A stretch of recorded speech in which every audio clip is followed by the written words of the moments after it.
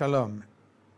In the 25 basic principles of Jewish child rearing, we are now on principle number 5. Parents have to understand how crucial is their role in educating, in the sense that they are the child's heroes. And a large part of educating is by emulation. Parents are the figures, the heroes that children want to emulate.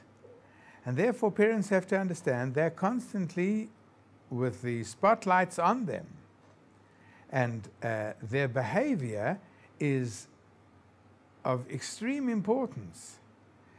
Sometimes much more penetrating and effective is their behavior than what they say. If a parent is not consistent with what he says and what he does, that's something that confuses the child, because the prime educating vehicle is children emulate. They emulate adults. Little girl wants to be like her mama, and little boy wants to be like his papa. They want this figure in their lives, and they're going to emulate them. So therefore, it's in every aspect of our lives. Children are very carefully watching how our parents are behaving. So let's take, for example, a child, parents decide, well, we're going to start making brachot in our home. Blessings before partaking of food. A Jew makes many blessings, up to 100 blessings a day in the framework of all blessings. Blessings is, brachot is a very significant part of our service to Hashem. So it's important that a person is focused when he makes a bracha, that he has intent, that he has kavanah. So when the child perceives his father or his mother muttering something under their breath without really thinking about it while doing something else, and then popping the food into their mouth, no amount of lecturing to children about that you must make your brachot carefully and aloud is going to help if the parent doesn't do that himself. So that's one classic example where we educate by emulation rather than by what you say. Right? The ideal would be if both are consistent.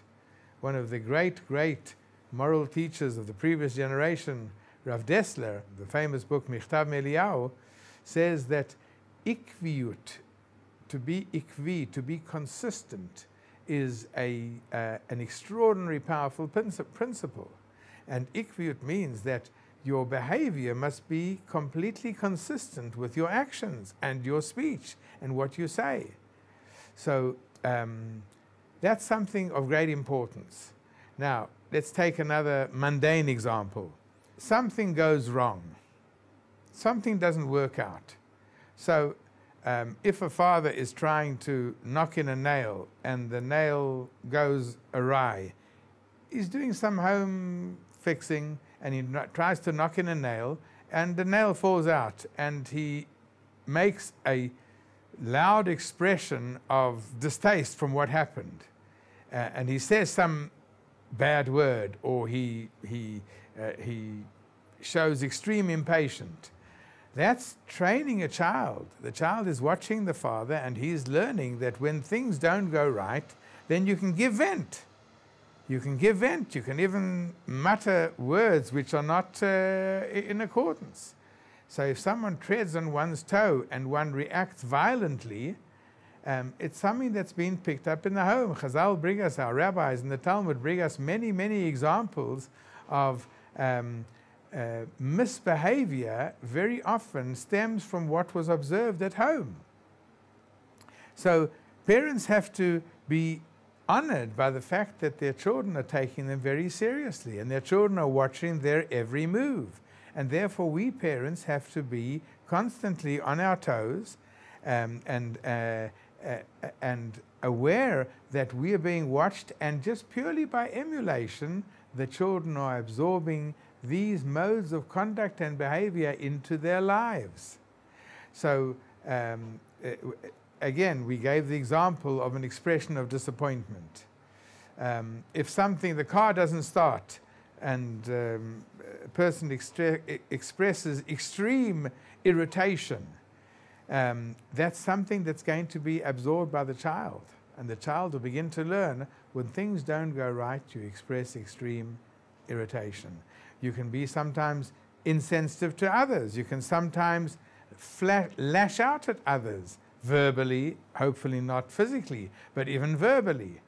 Now, the child is learning these things, he's absorbing these things purely by emulation, even if they were never said, even if the contrary was said.